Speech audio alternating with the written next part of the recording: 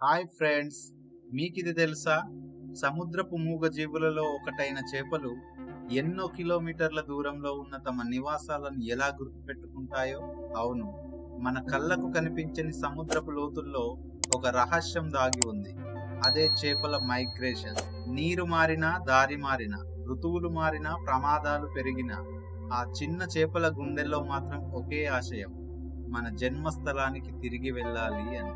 అలా వాటి జీవితంలో ప్రారంభమవుతుంది అత్యంత ప్రమాదకరమైన, అద్భుతమైన యాత్ర.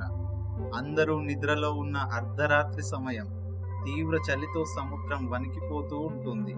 కానీ సముద్రపు లోతుల్లో మాత్రం కొన్ని వేల చేపలు ఒకేసారి కదలడం మొదలెడతాయి. ఎక్కడికో వెళ్ళాలి అన్న తపన, ఏదో చెయ్యాలన్న లక్ష్యం. ఎందుకంటే ప్రకృతి వాటిని పిలుస్తుంది, వాటి పిల్లలకు నేర్పించడానికి, వాటి వంశాన్ని కొనసాగించడానికి. అదే మైగ్రేషన్ అంటే. ఇది కేవలం యాత్ర కాదు, ప్రకృతి రాసిన ఒక అద్భుతమైన జీవన నాటకం. చేపల ప్రపంచంలో వలస అంటే సాధారణ ప్రయాణం కాదు. కొన్ని చేపలు చల్లని నీటిలోనే బతుకుతాయి, మరికొన్ని వేడిగా ఉండే నీటిలో. ఋతువులు మారుతుంటే అవి తమ శరీరానికి సరిపోయే నీటిని వెతుకుతూ ప్రయాణిస్తాయి.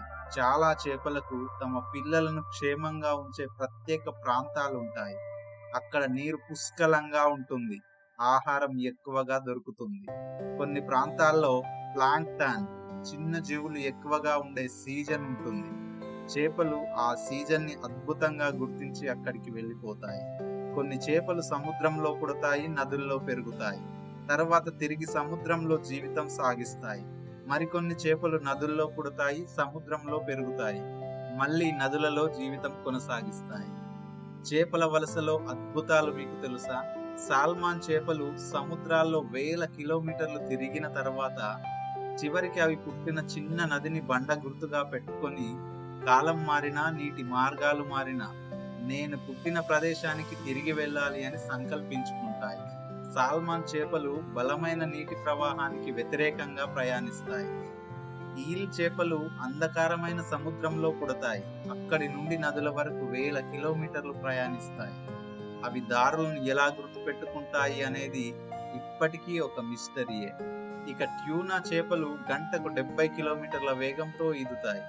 వాటి ఆహారం కోసం సముద్రం మొత్తాన్ని చుట్టివేస్తాయి. హిల్సా మన గంగమ్మ పిల్లలు. మన భారతదేశంలో మనకు బాగా తెలిసిన హిల్సా చేప సముద్రం నుండి గోదావరి, గంగా, బ్రహ్మపుత్ర వంటి నదులకు వస్తుంది. ఈ వలస యాత్రలో చేపలు చాలా కష్టాలు ఎదుర్కోవలసి వస్తుంది. నీటిలో ప్రతి అడుగడుగున తమ శత్రువుల నుండి రక్షించుకోవడం కోసం చాలా కష్టపడతాయి. మనుషులు నిర్మించిన ఆనకట్టలు, రిజర్వాయర్లు చేపల సహజ మార్గాలను పూర్తిగా బ్లాక్ చేస్తాయి. నదులలో కలిసే రసాయనాల వల్ల చేపలు తమ జీవితాలనే కోల్పోతున్నాయి.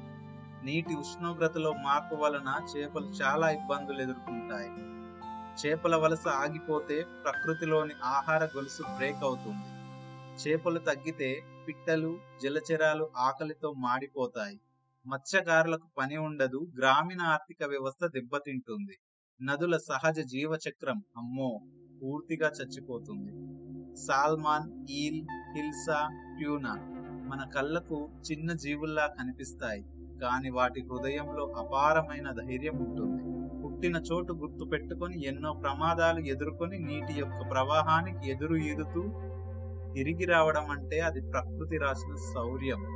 మనుషుల కథలే కాదు, సమస్త జీవరాశులకి అద్భుత కథలు ఉన్నాయి. వినేవాళ్ళు, అర్థం చేసుకునే వాళ్ళే కావాలి. ఈ భూమి మీద ప్రతి జీవం ప్రపంచానికి ఒక మాట చెబుతుంది. అదేంటంటే, ప్రకృతి ఇచ్చిన మార్గాన్ని గౌరవిస్తే ప్రకృతి మన జీవితాల్ని రక్షిస్తుంది. ఇది ఫ్రెండ్స్ ఈరోజు వీడియో. ఈ వీడియో మీకు నచ్చితే ఒక లైక్ చేయండి. మరిన్ని ఇలాంటి వీడియోస్ కోసం మా ఛానల్ని సబ్స్క్రైబ్ చేయండి. Thank you.